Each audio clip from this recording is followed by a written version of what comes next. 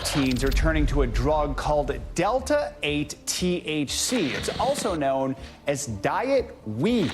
Testing for THC. How do police officers know the difference between legal hemp and illegal marijuana? What's the question people are asking after Charlotte Meckler police released body camera footage showing a controversial arrest that happened last month? The couple in that arrest claimed they were smoking something they legally bought from a smoke shop. And Casey, how can officers know the difference? Well, short answer is there's no way to tell the difference. Drug dogs can't even sniff out the difference because both plants contain THC. Christina Pierre and Anthony Lee claim they were smoking legal hemp at a bus stop there. Oh, it smells like you're smoking weed. Oh, this is stuff from the store. They sell it in the store. It's THC-A. You smoking weed? You guys smoking weed? It's coming from the store. I can smell it coming from that. The officers proceeded to arrest Lee, and Pierre interfered, causing a massive police response, a viral video, and now a suspended police officer.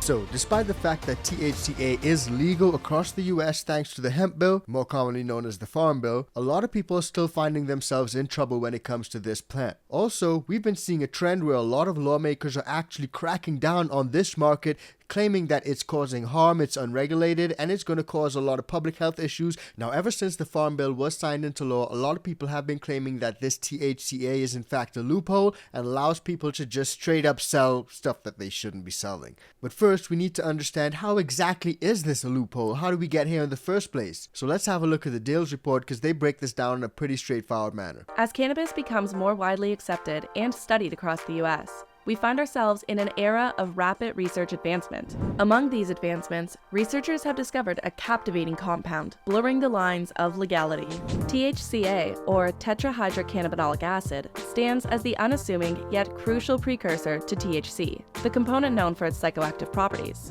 It was initially believed that THC-A was formed from cannabidolic acid, but studies in the late 1990s showed that its true precursor is cannabidiolic acid. This compound undergoes oxidosylation through the enzyme THC-A synthase, leading to the formation of THC-A. THC-A is notable for its instability. It decarboxylates into THC over time and more rapidly when heated, such as when cannabis is smoked, vaporized, or cooked. So what makes THC-A distinct from THC? The most significant difference lies in their psychoactive effects. Unlike THC, THC-A does not produce the high commonly associated with cannabis use. This difference is because THC-A is a non-decarboxylated form of the compound. It's only when THC-A is converted to THC, typically through heat, that it becomes psychoactive. Because of this, the legal status of THC-A is somewhat complex. At the international level, THC-A is not scheduled by the United Nations Convention on Psychotropic Substances. In the United States, THC-A is not scheduled federally.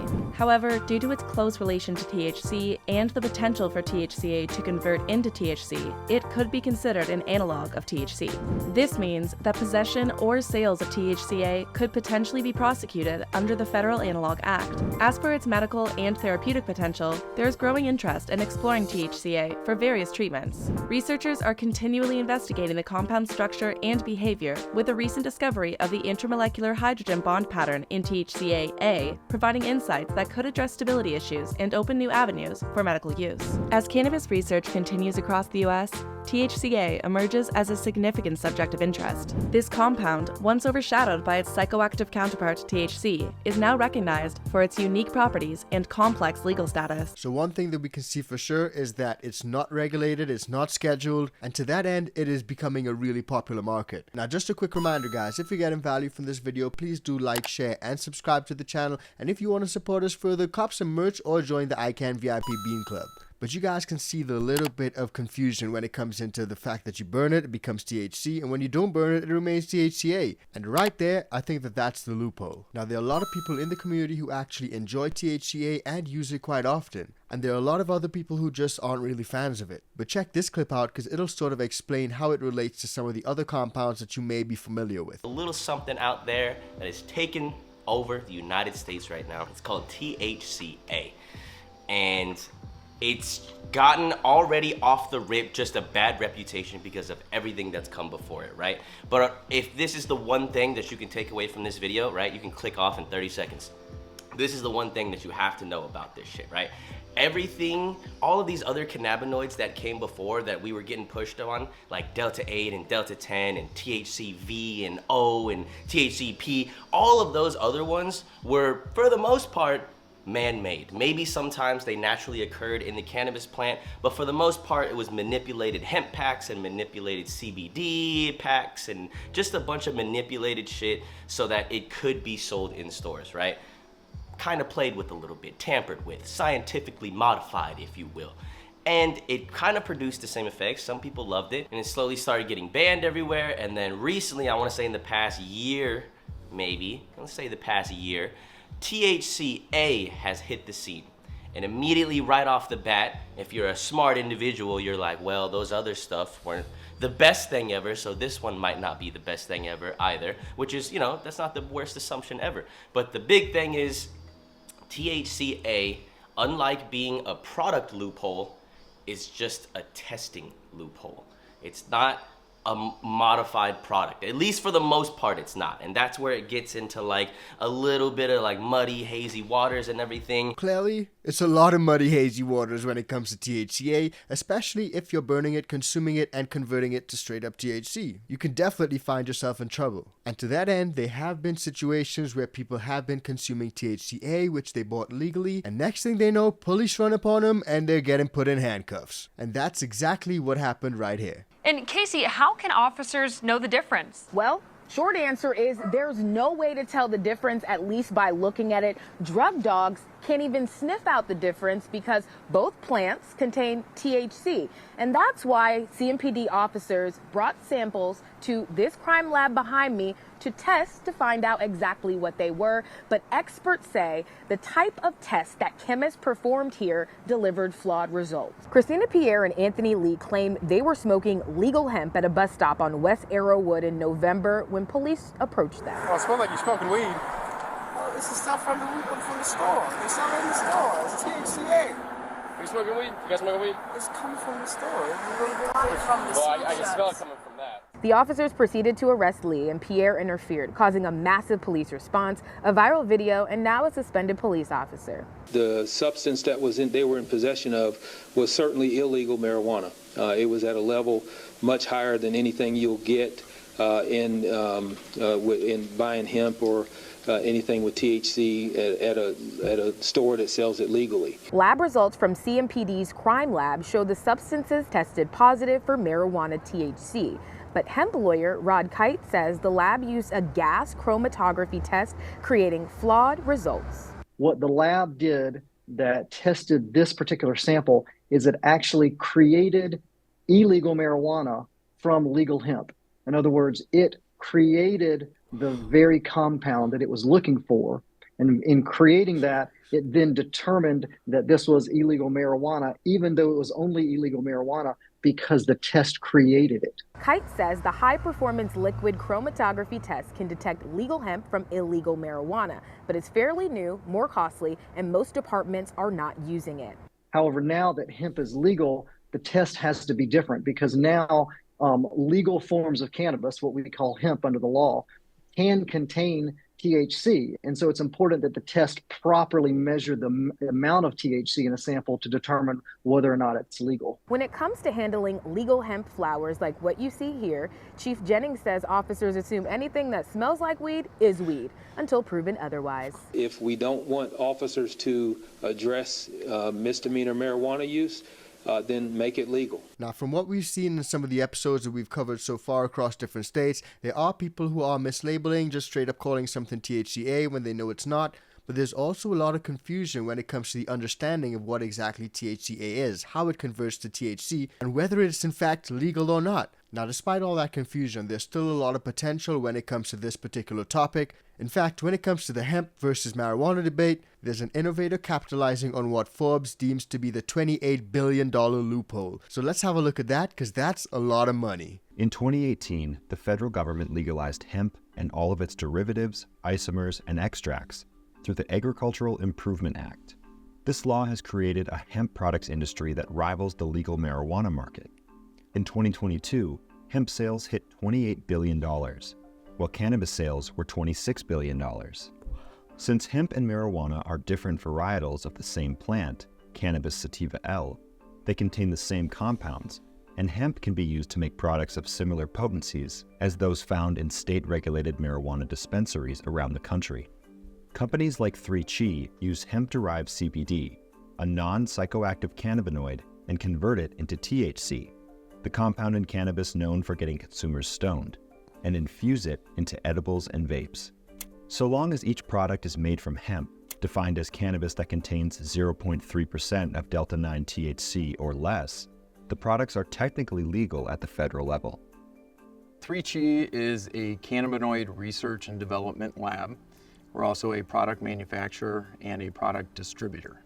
3CHE is in the hemp industry, and that differs from the marijuana industry in the sense that hemp is federally legal and marijuana is federally illegal, which provides us a lot of benefits over the marijuana industry in that we can ship interstate, we can advertise, and we can run our businesses more similar to a normal company than marijuana can. I started 3CHE to really pay forward what cannabis did for me. I'm a biochemist. I enjoy science, and I love using that, and I had been formulating products and using my science degree for that for a while. I had gone to a cannabis conference out in Portland because I had a lip balm company that was taking off, and it was a flavored lip balm that people were loving so much. They were eating it off their lips so fast they said, hey, turn this into an edible, and I didn't know what that meant. While I was out there, I was trying to find the THC to put in this stuff and couldn't find it. Nobody would sell it to me. So somebody told me, hey, you can just take hemp distillate and try that. And by the way, you should try this for your shoulder. And I had had debilitating shoulder pain for about 3 years up to that point where I gradually lost the use of my right arm almost completely. I made myself a tincture and I made myself a pain rub. And I had tried everything else before this, right, outside of surgery.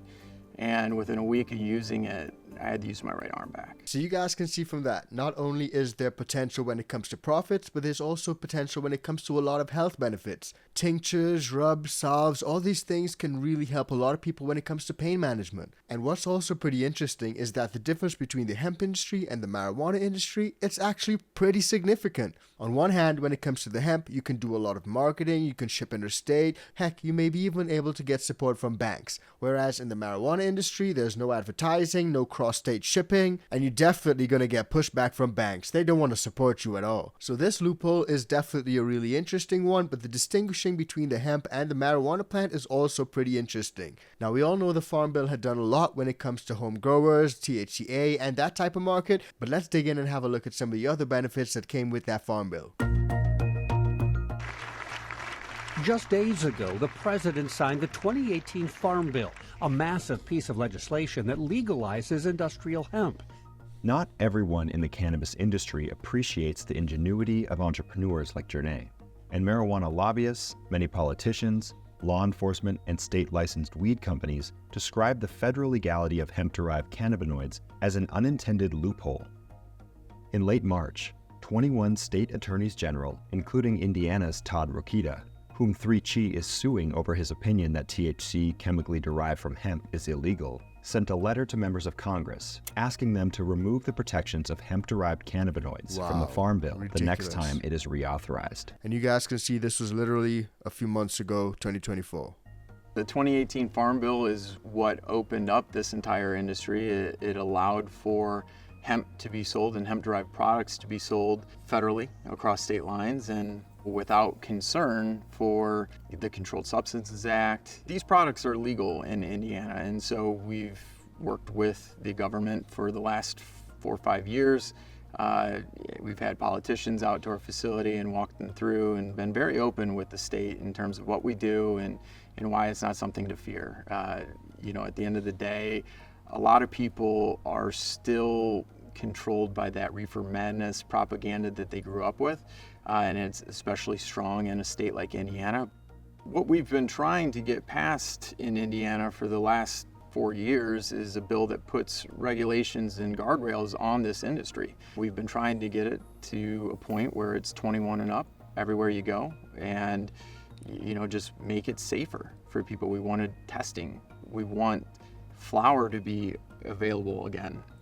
because currently it's not. That was taken away. Wow. And we really just want the same level of opportunity that other states have. So clearly, despite the legalization of hemp and THC-A, there's still a lot of problems in the industry when it comes to this plant. With all that said, I want to find out what you guys think about the loophole. Is THC-A something that you guys are interested in? Is it something that you guys actually consume or partake in? And what do you guys think about these lawmakers constantly trying to rein things in? We've seen it on a lot of episodes lately where they're trying to actually ban all THC-A products, all THC products, despite the fact that over 80% of Americans are in favor of legalization and more than half of the states in the US have legalized in some form already. So let me know what you guys think about all that. But something that I found really crazy is that recently voters voted to approve rec, but the lawmakers said that the voters didn't know what they were doing. They were confused. So if you want to find out more about that crazy situation, check that video out because it's coming up right now.